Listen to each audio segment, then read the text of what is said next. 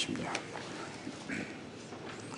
Assalamualaikum warahmatullahi wabarakatuh. Bismillahirrahmanirrahim. Alhamdulillahi rabbil alamin.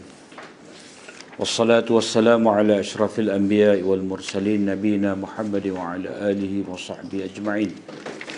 Subhanaka la ilma lana illa ma 'allamtana innaka antal alimul hakim. Wala haula wala quwwata illa billah.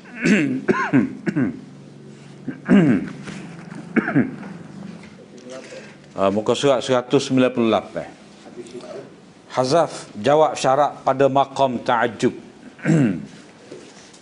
Qala al-musannif rahimahullah wa liyu'lam aidan anna al-asla fi mithli qawlihi ta'ala walau tara iziz zalimuna fi ghamaratil maut wa qawluhu ta'ala walau yara alladhina zalamu idh yarawna al-'adhaba إذ يرون العذاب أن يكون جواب الشرط محذوفا إلا أنهم نقلوا هذا التركيب إلى معنى التعجب فلا حاجة إلى تفتيش المحذوف والله أعلم. Hendaklah diketahui juga bahawa pada asalnya, pada contoh seperti walau tara idz zalimuna fi ghamaratil maut, dan sungguh ngeri sekiranya engkau melihat ketika orang-orang yang zalim itu dalam penderitaan sakaratul maut, yakni ketika hendak putus nyawa. Dan juga seperti ayat walau yaral ladzina zalamu iz yarawna al'azab, dan kalaulah orang-orang yang melakukan kezaliman syirik itu mengetahui ketika mereka melihat azab pada hari akhirat kelak, iaitu jawab syarat digugurkan.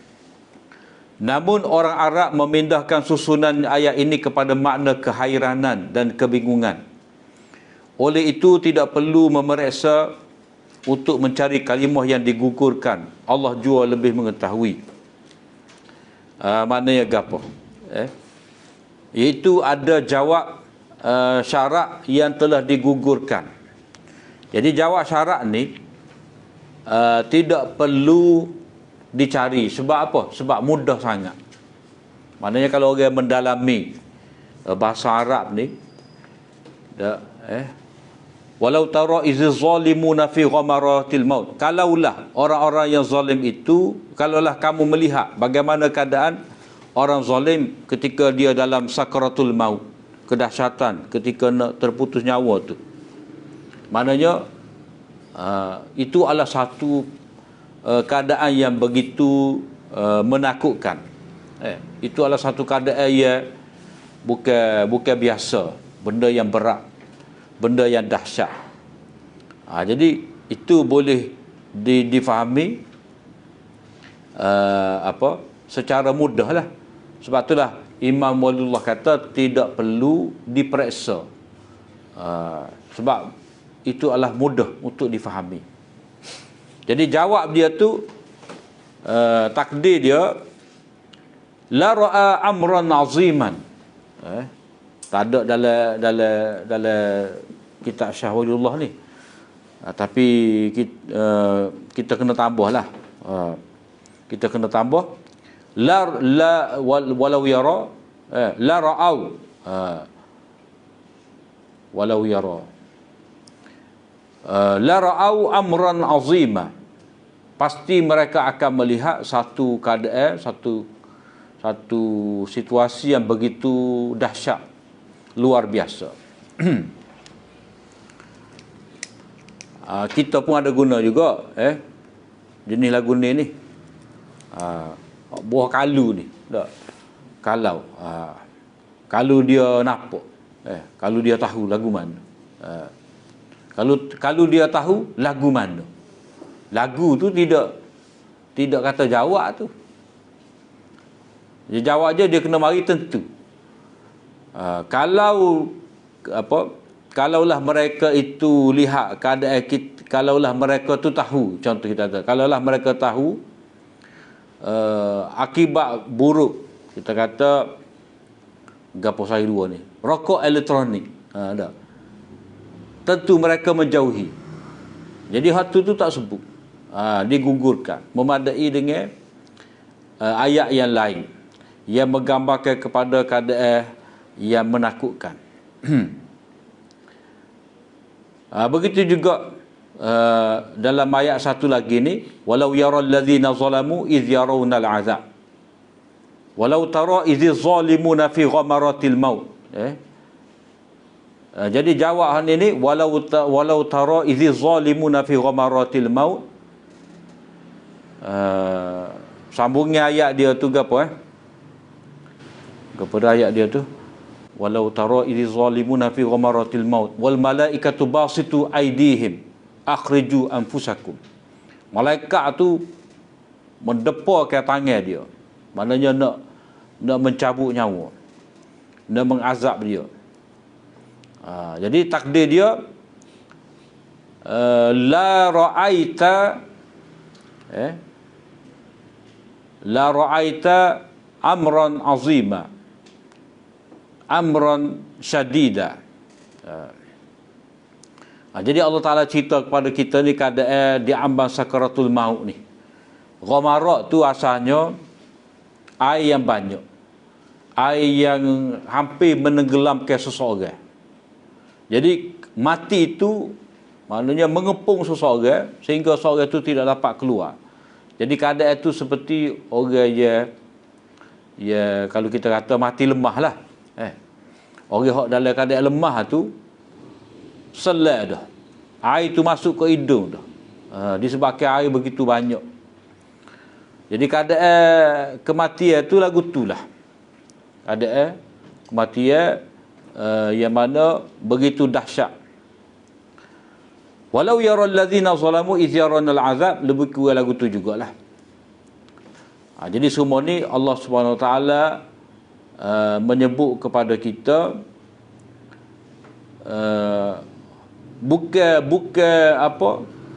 bukan jawab syarat tu penting.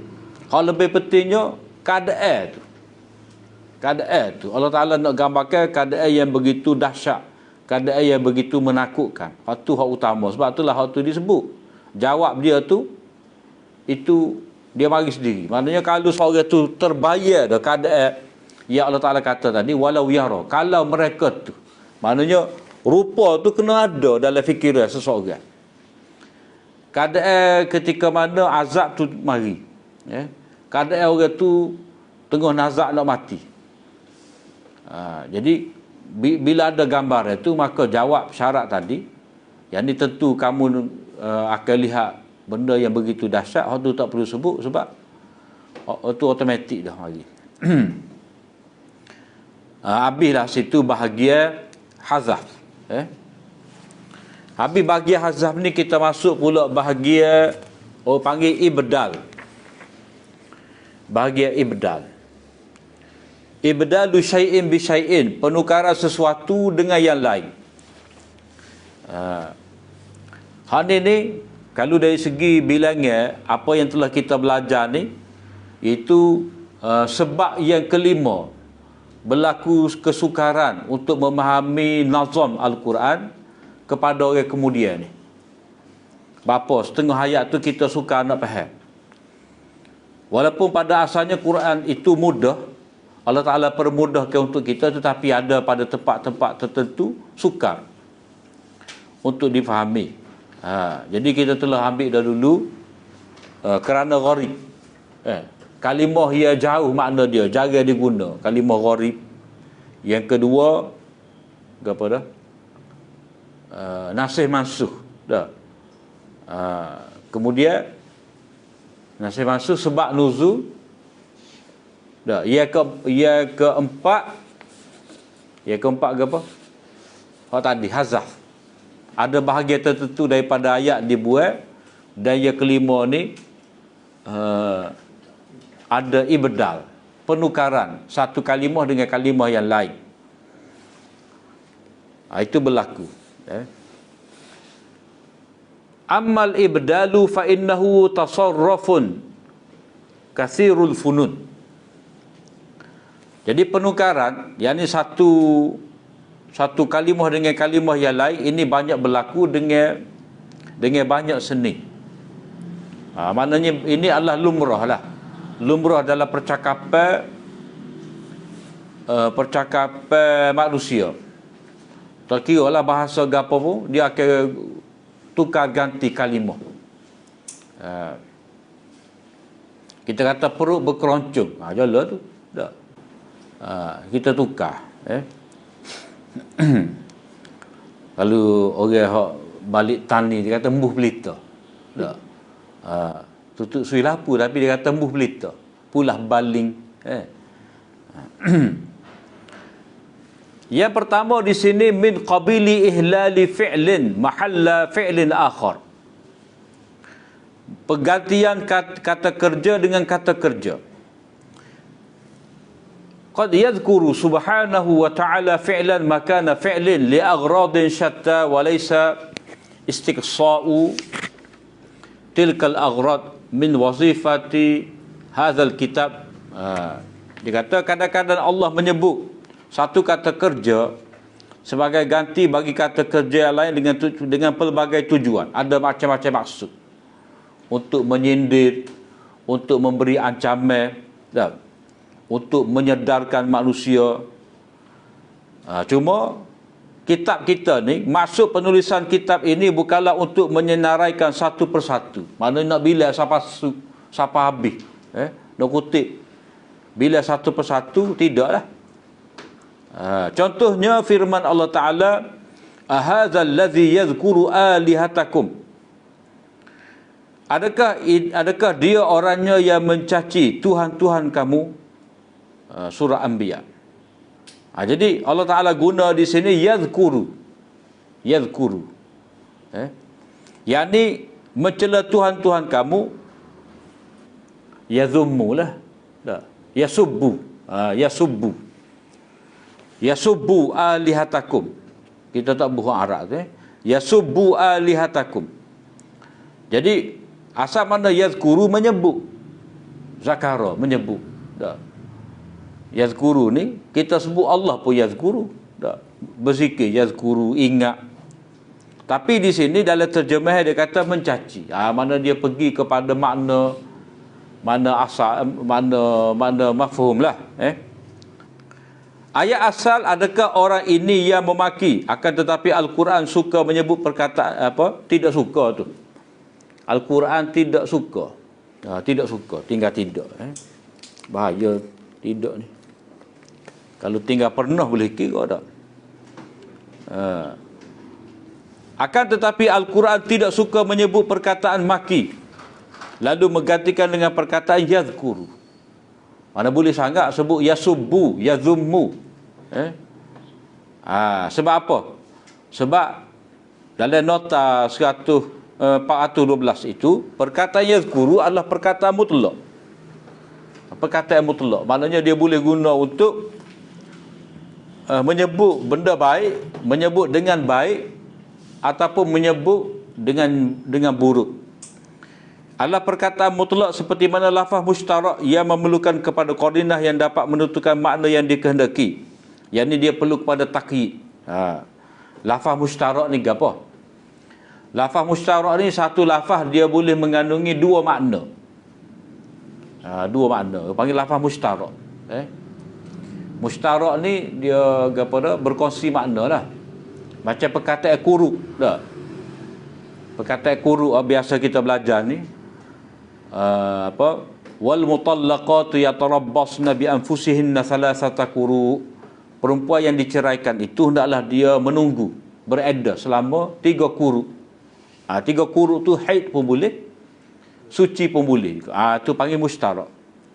Begitu juga di sini yazkuru menyebut baik pun yazkuru juga, menyebut dengan jahat pun yazkuru juga. Tapi kalau kata yasubbu, yasubbu memaki. Memaki tu panggil perkataan yang memang khusus. Maknanya sebut hak tak molek, yazkuru. Jadi bila kata kalimah ni adalah perkataan yang mutlak, yazkuru boleh kepada yazkuru bisu'in, yazkuru bi khairin. Jadi kalau kiranya ya ahadzal ladzi yazkuru bisu'in alihatakum. Dia ada takdir yazkuru bisu'in, menyebut dengan tak molek. Menyebut dengan tak molek ni gapo? Maknanya Nabi SAW menafikan berhala-berhala ini sebagai Tuhan yang berhak disembah. Berhala ni tidak mendengar, tidak dapat melihat, tidak dapat berkata-kata. Jadi macam mana dia tu layak disembah? Dia mengabdikan diri di hadapan berhala ni adalah satu benda yang tak patut berlaku. Jadi Nabi menyebut Tuhan-Tuhan mereka tu dengan benda tak molek. Jadi kalau kata mutlak, yazkuru saja. Kalau kata ada qaid, ada takyid, itu maknanya ada ikatan ataupun ada sifat. Jadi dia kena kata ahadzal ladzi yazkuru bisu'in. Jadi takyid dia tu, sifat dia tu dibuat. Lalu marilah secara mutlak yazkuru, menyebut. Tapi bila kita terjemah, adakah orang ini yang menyebut Tuhan kamu? Jadi tak sedarlah. Tapi orang Arab dia boleh faham. Sebab siap ayat tadi, yang ni menyebut dengan tidak baik, yang ni mencaci, mencela. Ini menunjukkan menyebut dengan kebaikan. Mana yazkuru tu boleh menunjukkan kepada menyebut dengan kebaikan atau keburukan. Yazkuru bi khairin, yazkuru bi su'in. Apabila ada qarinah, yang ni apabila ada tanda, ada alamat. Apabila ada alamat, maka tidak lagi perlu kepada menyebut ikatan baginya. Nak sebut qaid dia tu, yang ni bisu itu tak perlu. Kerana memadai dengan adanya qarinah sebagai alat takyid. Wa idza ra'aka allazina kafaru in yattakhizunaka illa huzwa ahadzal ladzi yadhkuru alihatakum wa hum bi dzikri rahmanihum kafirun. Mana kalau kita tengok ayat ni dengan lengkap, kita tak bubuh ni. Hak baru ni kita kena bubuh dah. Ayat 36. Wa idza ra'aka allazina kafaru in yattakhizunaka illa huzwa ahadzal ladzi yadhkuru alihatakum wa hum bi dzikri rahmanihum kafirun. Dan apabila orang-orang kafir itu melihatmu, mereka hanyalah menjadikan perkara yang engkau sampaikan itu sebagai ejek-ejekan sahaja, sambil mereka berkata sesama sendiri, inikah dia orangnya yang mencaci Tuhan-Tuhan kamu. Jadi ada qarinah di sini. Ayat lepas pada tu, wahum bi dzikri rahmanihum kafirun. Mereka tu bila Nabi SAW menyebut Allah Ar-Rahman tu, mereka mereka kufur, mereka tidak suka. Dia ada banyak ayat ke, wa idza zikrallahu wahdahu shma'azzat qulubul ladzina la yu'minuna bil akhirah. Bila sebut nama Allah Taala saja, mereka geli gelemar, mereka tak boleh terima Allah Taala seorang.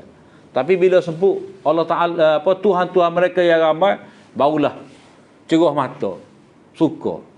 Jadi mereka tu tak puas hati lah. Sebab Nabi SAW ni bila kata bercakap pasal ketuhanan, Nabi SAW sebut Allah Taala sahaja. Jadi mereka tu tak apa nak lah. Macam orang kita lah ada. Bila kata sebut tak boleh tawassul ni, istighasah. Kata ni puak tu dah ni. Puak tu dah ni. Kita kena minta dengan Allah. Ni puak tolak tawassul, tolak istighasah. Jadi macam bila kata minta dengan Allah Taala sahaja tu, dia mari tak saya nak terima. Sikap setengah daripada orang ni. Bila disebut sekali dengan Allah Ta'ala tu, kita kena minta dengan Allah Ta'ala melalui, kita kena sebut nama-nama wali, tawassul dengan wali, baru segar putih mata. Baru semangat nak doa. Itu sikap manusia tu. Dia tiru juga golongan jahiliyah ni. Jadi ada qarinah lepas pada tu dan juga sebelum daripada tu. Maknanya Nabi SAW pada ketika tu mengajak manusia kepada Allah, Tuhan yang Esa. Nabi SAW menyatakan bahawa Tuhan-Tuhan yang mereka sembah tu tidak mendengar, tidak dapat berkata-kata, tidak dapat melihat. Jika yang menyebutkan itu teman, maka ialah pujian. Mana yazkuru tu bila kata dia sebut. Dah. Bila hak sebut tu saing, mana sebut molek. Jika musuh yang sebut, maka ia adalah celaan. Jadi sekarang ni orang-orang Mekah dia bermusuhan dengan Nabi. Maknanya bila Nabi sebut tentang berhala-berhala mereka, tentulah Nabi mencela. Dah. Mengapa kamu ni menyembah Tuhan yang kamu buat sendiri, yang kamu ukir, yang kamu pahat. Dah. Yang mana dia tu daripada batu, tidak mendengar, tidak melihat. Jadi Nabi sebut dengan tak molek lah. Dan mereka menganggap Nabi sebagai musuh. Tetapi kalau sama-sama mereka sebut Tuhan, mana sebut dengan molek. Macam kita kata dah, saing baik demo tu ada, kecek pasal demo mari. Jadi kita nampak dia sebut tu benda molek. Bila kata musuh, musuh, kalau musuh tu ada sebut benda kecek pasal demo kemarin, maknanya terlitah lalu mari yang disebut itu adalah perkara yang tak molek, celaan. Ini dalam kitab At-Tibi, Futuhul Ghaib. Tibi ni kalau kita belajar Mishkat ada, ya ada semua Tibi ni dah. Tibi ni lah hak pensyarah kitab Mishkat.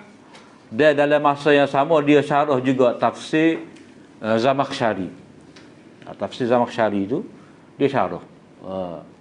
Berapa belah jilid tak tahu lah. Ni juzuk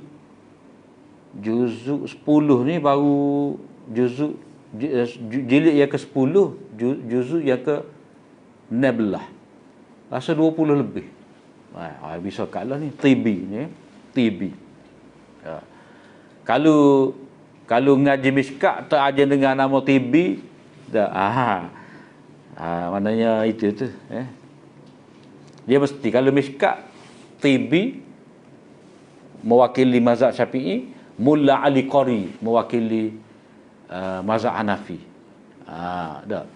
Lepas tu seorang lagi Ubaidullah Mubarak Furi mewakili ahli hadis. Tak ada mazhab. Tak ada mazhab, ghairu muqallid. Itu nama-nama penting bila kita ngaji hadis ni. Orang kata empok-pok tu ngaji hadis, tolak ulama nak pakai hadis saja. Dah. Cuba buka kitab orang kita tulis. Mesti naik nama Hafiz bin Hajar, Imam Nawawi, Tibi, Mulla Ali Qari, Mubarak Furi, Syamsul Abadi. Lepas tu ni tidak ulama. Jadi kadang-kadang orang ni kan dia provok lah, nak provok masyarakat.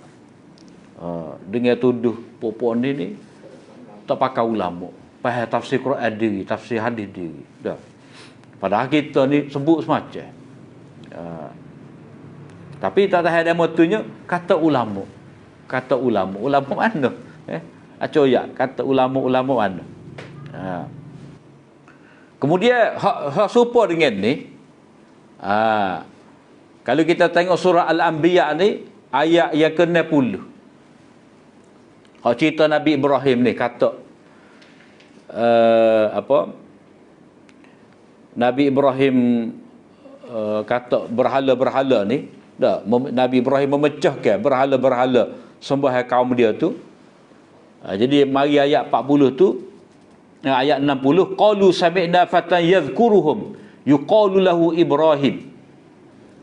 Ni maknanya kalau kita baca faja'alahum juzazan illa kabiran lahum la'allahum ilaihi yarji'un. Nabi Ibrahim ni menghancurkan berhala-berhala sembahan mereka tu kecuali hak besar sekali, pasal ekor tu. Dah. Supaya mereka ni boleh mikirlah balik semula kepada tauhid. Tetapi mereka tu bila balik tu tengok, dia kata siapa dia hak buat ni terhadap Tuhan-Tuhan kita ni.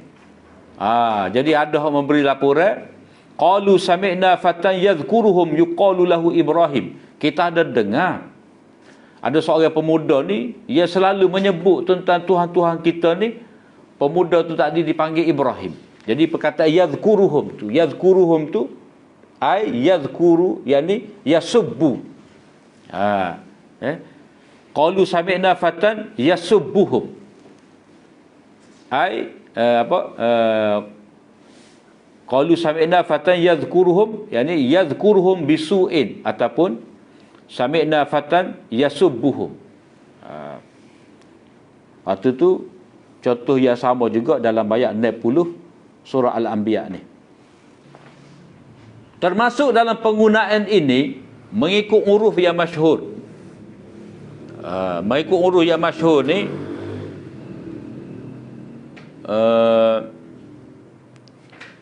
maknanya dalam penggunaan biasa lah. Dalam penggunaan biasa di kalangan manusia ni. Cuma Syah Waliullah ni dia menyebut huruf orang-orang India yang menggunakan bahasa Parsi. Dia ada percakapan dia.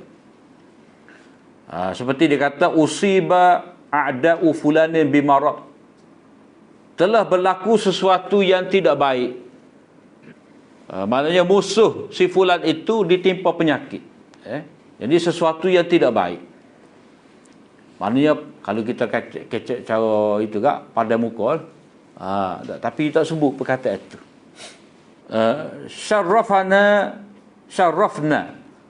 Syarrafna bil maji'i abidul hadarah. Kami mendapat kemuliaan dengan kedatangan hamba Tuhan itu. Ittala'a abidul janab al-ali ala hadhil muqaddimah. Hamba suruhan Tuhan yang mulia telah mengetahui perkara ini, telah mengetahui itu. Mendapat tahu. Ittala'a itu maknanya mendapat tahu. Mendapat berita. Maksudnya si fulan jatuh sakit. Yang berbahagia telah datang. Tuan yang mulia mendapat tahu tentang perkara ini. Kalau kita ni yang berbahagia yang mulia lah, kita buat depan tu. Sahibus samahah. Maknanya sepatutnya kita sebut nama dia. Al-Fadil. Tak kira kita nak kata nama orang tu terak-terak. Tak. Macam kita kata Perdana Menteri. Tak kira kita nak kata nama apa dah? Ismail Sabri. Tak. Ismail Sabri, dijemput Ismail Sabri ke pentas untuk menyampaikan hadiah. Kita tidak kata begitu. Dijemput yang apa? Yang berbahagia, yang amat berhormat. Kita guna perkataan itu. Tak sebut nama dia, tapi kita sebut gelaran kemuliaan.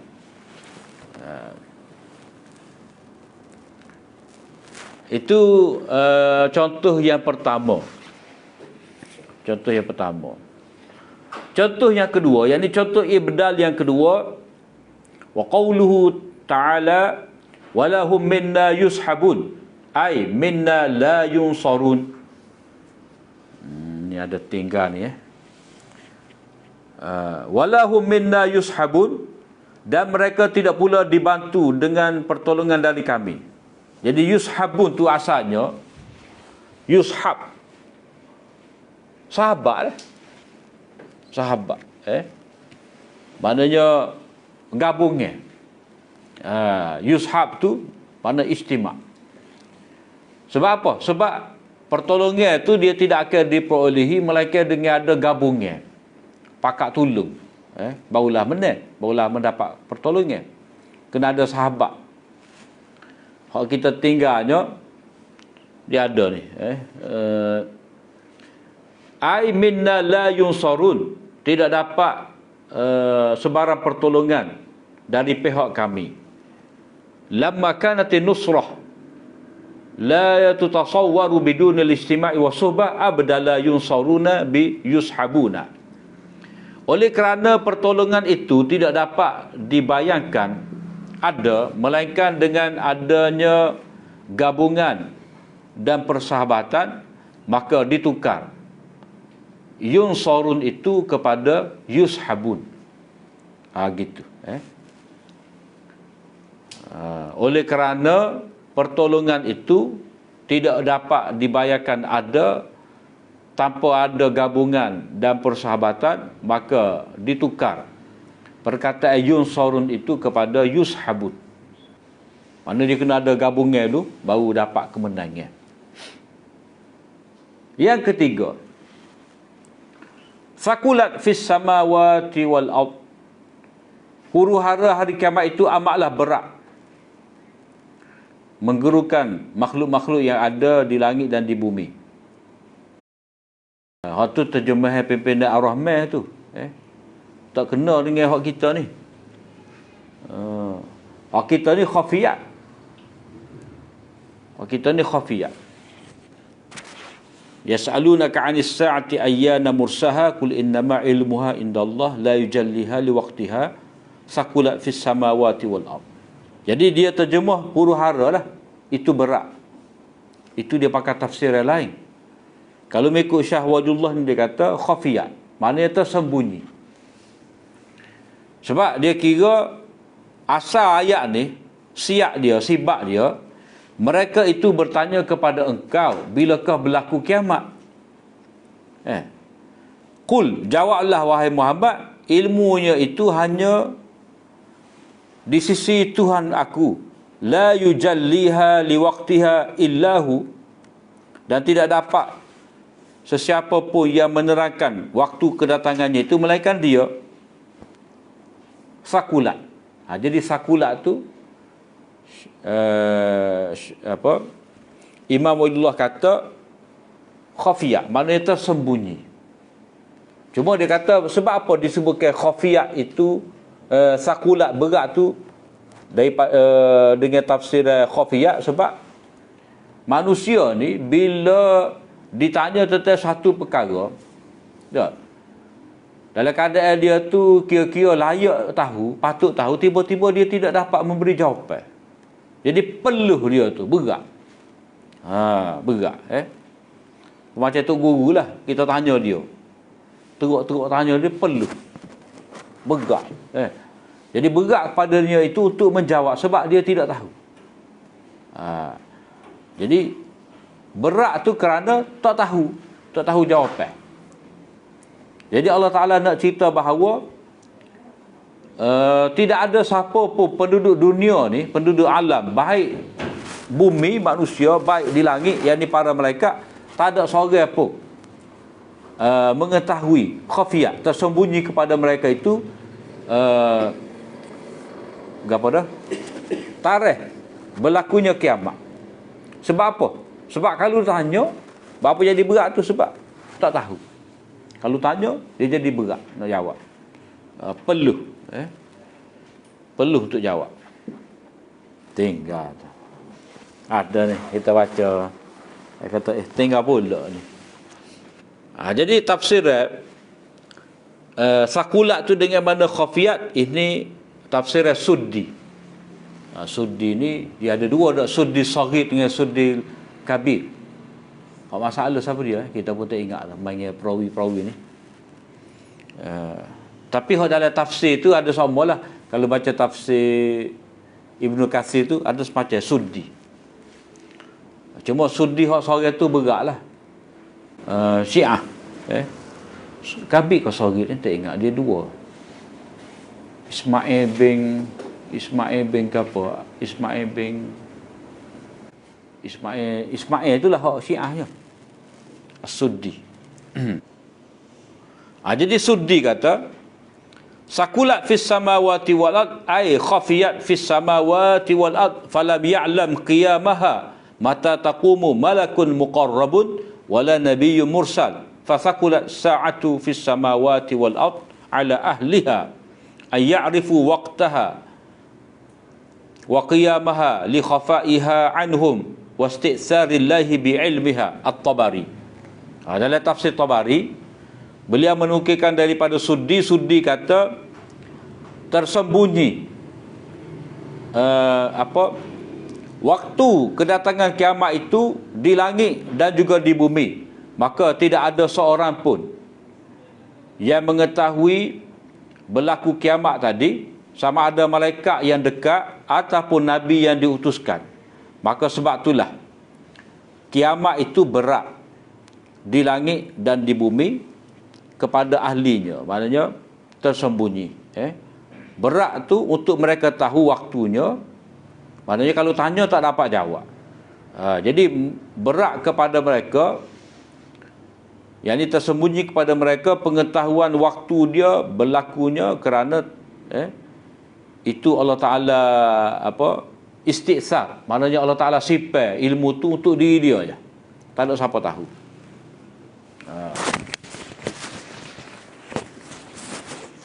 Itulah nota kaki nombor 414. Dan nakak tak? Kita ulang balik. Kata Suddi, berak di langit dan di bumi, yakni tersembunyi di langit dan di bumi.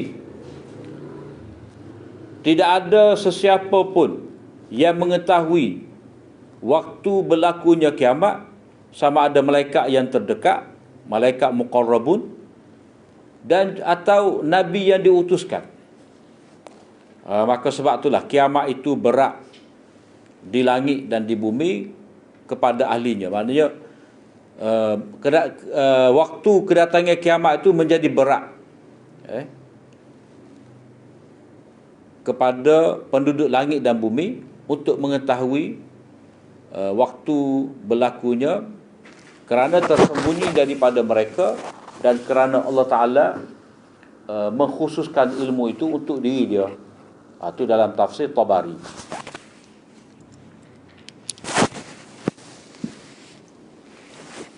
Kemudian yang keempat, firman Allah Ta'ala, fa in tibna lakum an syai'in minhu nafsa. Kemudian jika mereka, yakni wanita, isteri-isteri, dengan suka hatinya memberikan kepada kamu sebahagian daripada mas kahwinnya, yakni afauna lakum an syai'in an tibatin min nufusihim, mereka memberikan kemaafan kepada kamu, maknanya mereka melepaskan, memaafkan, maknanya mereka tu tak kisahlah untuk kamu dapat sedikit daripada mahar tadi. Mana kita wiko dia tu 10,000 dah, dia pun kata ambil lah kabel 2,000. Mana dia melepaskan milik dia, ataupun dia merelakan. Cuma Al-Quran guna di sini fa in tibna lakum, mana senang hati, mana dengan sebab senang hatilah baru dia rela. Jadi Allah Ta'ala mesti kepada sebab dia melepaskan hak tu dia ke apa, dengan senang hati. Jadi kalau main ayat kita kan, fa in tibna lakum tu kita akan kata fa in a'tayna lakum, kalau mereka tu beri kepada kamu. Tapi Allah Ta'ala kata fa in tibna, mereka dengan rela hati, dengan senang hati memberi kepada kamu. Jadi perkataan tib itu tabat, suka, senang hati memberi. Sebab memaafkan ataupun melepaskan milik ni, dia kena senang hati lah. Sebab perkataan takdir yang dibuat oleh Imam Al-Dosen ni, afauna tu memaafkan, merelakan, melepaskan. Jadi merelakan, melepaskan ni, dia hanya mungkin berlaku bila orang tu tayyibul khatir, maknanya dengan senang hati. Dan ayat ni menunjukkan kepada kita bahawa seorang suami tu halal untuk dia mengambil semula mahar yang dia berikan kepada isterinya itu, hanya jadi halal bila mana isteri itu dengan rela hati. Maknanya kalau dia ugu, dia ugu bini dia. Kalau tak uwi sikit kita cerai, ataupun macam-macam lah ugutan dia dah. Pada ketika tu ambil tu dia haram. Jadi tak boleh orang tu nak kata muka dia uwi kita. Dia uwi kita. Jadi dia beri kepada kita tu kena mengambil kira keadaan hati dia rela ke tidak. Jadi Allah Ta'ala nak menyebut musuh rela. Kalau ambil dengan cara ugu, dia tak rela, dia dalam keadaan terpaksa, tak boleh. Itu pentingnya, itu benar tu, dengan rela hati. Habis itu bahagian penukaran kata kerja fa'il dengan fa'il. Kemudian min qabili ihlali ismin mahalla ismin akhar, penggantian kata nama dengan kata nama yang lain. Wa qad yadhkuru subhanahu wa ta'ala isman makana ismin nahwu qawlihi ta'ala fa dhallat a'naquhum laha khadi'in, ay khadi'ah. Ada kalanya Allah Subhanahu wa taala menyatakan kata nama pada tempat kata nama yang lain. Firman Allah Taala fa dhallat, lalu leher mereka a'naquhum laha khadi'in, menjadi tunduk kepadanya, yakni khadi'ah. Maknanya kalau mari ayat kita kita akan kata khadi'ah lah, sebab khadi'ah tu dia akan menjadi khabar kepada zallat tu. Jadi zallat tu dia merujuk pada anak tu leher. Jadi anak tu unukun. Unukun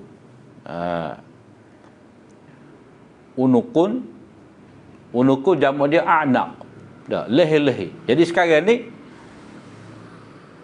sepatutnya a'naquhum tu laha khadi'ah lah, sebab khadi'ah tu panggil khabar kepada zallat. Khabar kepada zallat. Predikat kepada zallat. Zallat tu menjadilah. Anak tu isim kepada zallat. Subjek cerita. Jadi dia biasanya kalau kita kata wujuhun yawma idzin nadhirah. Wujuhun yawma idzin nadhirah. Wajah-wajah mereka itu berseri, nadhirah. Tu yang tidak kata wujuhun yawma idzin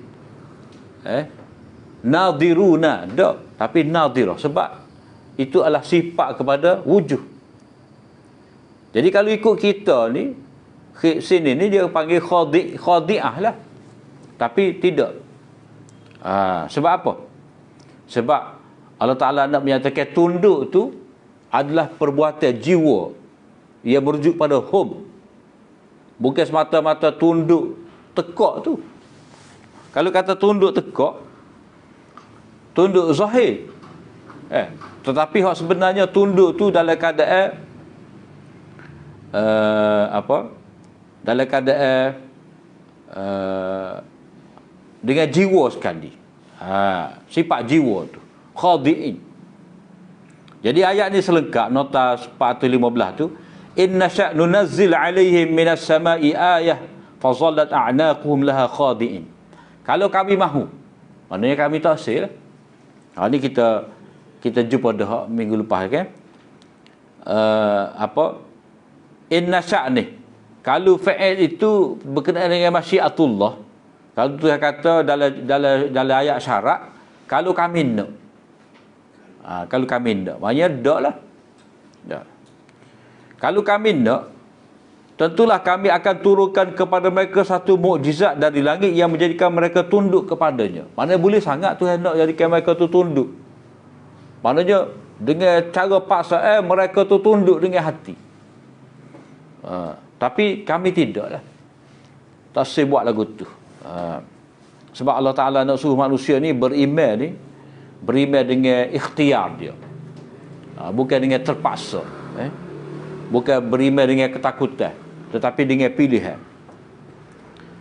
Oleh kerana tunduk itu sifat orang yang berakal, bukan sifat yang tidak berakal, maka dijamakkan dengan jamak aqil. Jamak aqil itu khadi'in. Kalau khadi'ah panggil jamak yang tidak berakal. Sebab orang Arab ni dia mengambil kira kata nama tu, dia panggil ni muzakkar salim, merujuk kepada orang yang boleh berfikirlah. Sebab itulah kalau manusia ni dia akan guna man. Siapa? Man. Kalau hak tidak bernyawa, tidak berakal ni apa? Kita pun lagu tu lah, siapa, apa dak apa yang awak lihat. Jadi waktu tu kita faham lalu lah, yang ditanya tu benda apa yang awak lihat. Tapi siapa yang awak lihat, tu bila kata siapa tu manusia lah, orang. Oleh sebab itu sebab mengapa ia dijamak dengan jamak orang berakal. Wa kanat minal qanitin, dan ia yakni Maryam menjadi dari orang-orang yang tetap taat, yakni dari kalangan al-qanitat, yakni golongan wanita yang taat. Jadi sepatutnya Maryam itu tergolong daripada al-qanitat, maknanya dia salah seorang daripada wanita-wanita yang taat. Tapi Allah Ta'ala tak kata lagu tu. Wa kanat minal qanitin, makna dia ni termasuk daripada seluruh orang-orang yang taat. Diungkapkan dengan lafaz jamak muzakkar salim. Jadi kalau asalnya dia kena guna jamak muannas salim, qanitin, qanitat, tapi Allah Taala guna qanitin. Diungkap dengan lafaz jamak muzakkar salim bagi menyatakan ketaatan beliau tidak kurang jika dibandingkan dengan golongan lelaki yang sempurna. Mana hebat kat Allah lah.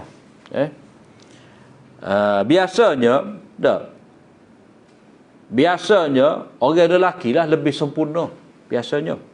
Hak perempuan ni tak ramai. Jadi Nabi SAW kata, kamulah minar rijal kathirun walam yakmul minan nisa. Lelaki yang sempurna banyak jumlahnya. Maknanya hak lelaki yang memberi jasa untuk agama dalam kehidupan ni boleh bila lah. Ramai lah, tak boleh nak bila. Kalau bila banyak tak. Sebab kita kata perawi dalam hadis. Tak. Perawi dalam hadis kebanyakan lelaki, perempuan ni tak ramai. Sebab apa? Keterbatasan lah. Dia nak jaga anak, jaga rumah tangga apa semua. Tak. Mana kalau kata lelaki tu dia di peringkat muda dia dah ngaji dah. Tak. Lepas tu tua pun dah lagi ngaji. Kalau hak perempuan ni dan nikah kak, tak lagi mana lah. Tak. Biasanya. Tapi di sini Allah Ta'ala, Nabi SAW kata tidak. Walam yakmul minan nisa illa, maknanya di kalangan wanita ni tidak ada yang sempurna, mana tak ramai yang sempurna kecuali Asiyah, isteri kepada Fir'aun, Maryam bintu Imran. Itulah boleh sebutnya. Wa inna fadla Aisyah ta'ala nisa'i kafal sarid ala sa'iri ta'am. Ini cerita lain lah. Kelebihan Aisyah ni berbanding dengan wanita lain seperti kelebihan sarid. Sarid ni tidak erti jala. Mana sarid ni kita kata kuah kari dah. Hak ada daging, lepas tu dipecahkan roti-roti tu. Sarid ni untuk sahur kan? Dah. Sahur dak, sarid dak. Nabi kata apa? Hayya ila ta'amil barakah, gitulah lebih kurang. Marilah makan makanan yang berkat ni. Moga pagi-pagi kan, takkan nak bakar roti. Kalut-kalut lepas maya tahajud, baru bangun tidur. Jadi hak moleknya sehari lah. Maknanya roti tu bakar dah malam. Biasanya roti ni moga kalau gandum kualiti rendah, dia kerah masuk angin. Dah. Jadi nak suruh lembut, pecah-pecah roti tu rendah. Rendah dalam kuah. Kuah tu ada daging. Tu panggil sari. Kita kata roti paya banji. Tak ada orang order. Kalau kari roti canai banji tu ada. Tak. Roti canai ni tak ada isi. Kuah saja. Ada kuahnya roti paya. Tak. Roti paya. Jadi oleh kerana roti tu kerah, jadi sebab itulah dia letak dalam kuah tu. Jadi sari tu maknanya roti ia ada kuah, dia ada daging. Tidak kata cicah kuah saja. Ataupun cicah minyak dak, ataupun cicah acar. Hak Nabi kata nikmal idam al-khallu tu, nikmal idam tu bukan cicah cukup semata-mata, tidak. Maknanya ada sayur, Atimu tu jadi acar dengan ada cuka. Gitu hak lebih munasabah kita kira. Kemudian wa ma lahum min nasirin, dan mereka tidak akan memperoleh sesiapa pun yang dapat memberi pertolongan. Asalnya wa ma lahum min nasir, tapi Allah Taala kata min nasirin. Iaitu apa? Jamak di sini untuk menyatakan wa ma lahum min nasirin. Nasir itu merujuk kepada berhala-berhala mereka, tidak dapat menolong. Begitu juga orang-orang musyrik ni, dia mengharapkan syafaat daripada malaikat. Orang wali tu wali ni, malaikat tu malaikat ni, mana dalam senarai bagi mereka tu dapat menolong mereka. Jadi Allah Taala kata wa ma lahum min nasirin, tidak ada sesiapa pun yang dapat menolong mereka. Jadi guna nasirin nak merujuk kepada hak mereka harapkan tu sebagai syafaat di akhirat, malaikat dan juga wali-wali orang soleh. Tetapi dari segi ayat biasanya wa ma lahum min nasir, seorang pun tak ada boleh tolong. Tapi dari segi kalau kita kecek kat seorang tak ada ni, seorang buat agak apa, setara mana dia boleh tolong? Maknanya hak ni ramai-ramai pun tak boleh nak tolong. Jadi maksud dia gitu. Ramai-ramai pun tak boleh nak tolong. Ramai tu siapa? Malaikat, hak mereka sembah, dan juga wali-wali, hak mereka puja. Kemudian wal asri, fama minkum min ahadin anhu hajizin, maka tidak ada seorang pun di antara kamu yang dapat menghalang, yakni tidakkan kami itu daripada menimpanya. Jadi seorang pun di kalangan kamu ni hajizin, asalnya hajiz, dia macam tadilah, menyekat. Bila mari azab Allah Taala tu tidak ada siapa yang boleh tolong. Seramai mana pun mari nak sekat tak dapat menolong. Jadi nafi ni maknanya dia nafi merakumi semua. Merakumi ramai. Tidak kata seorang, nafi seorang. Kemudian firman Allah Ta'ala, wal asri innal insana lafi khusr, yakni afrada bani Adam, individu anak Adam. Maknanya kalau ayat kita inna afrada bani Adam ataupun inna nasa lafi khusr, tapi Allah Ta'ala kata insan. Insan tu seorang, setiap seorang. Manusia itu maknanya jenis manusia, pesing manusia. Kalau dia tidak jaga 4 perkara tadilah, 4 perkara tu hak jawab dia tu, illal ladzina amanu wa amilus solihat. Mana orang yang tidak islah diri dia, dan orang yang tidak berusaha untuk islah orang lain. Tu dia kalau mengikut tafsir Syekh Sa'di, dia kata illal ladzina amanu wa amilus solihat, makna dia islah diri dia. Wa tawassaw bil haq wa tawassaw bis sabr, itu islah orang lain. Mana dia mengajak orang lain supaya islah juga. Sebab kalau dia saja baik tapi duduk di kalangan orang-orang jahat, tak ada makna juga. Tak lama dia jadi rosak juga. Jadi sebab itulah dia pertama sekali dia kena baik, memperbaiki diri dia, islah diri dia, kemudian dia kena ajak orang lain supaya orang lain dapat islah diri juga. Amar ma'ruf nahi munkar. Wallahu a'lam wa akhiru da'wana alhamdulillah.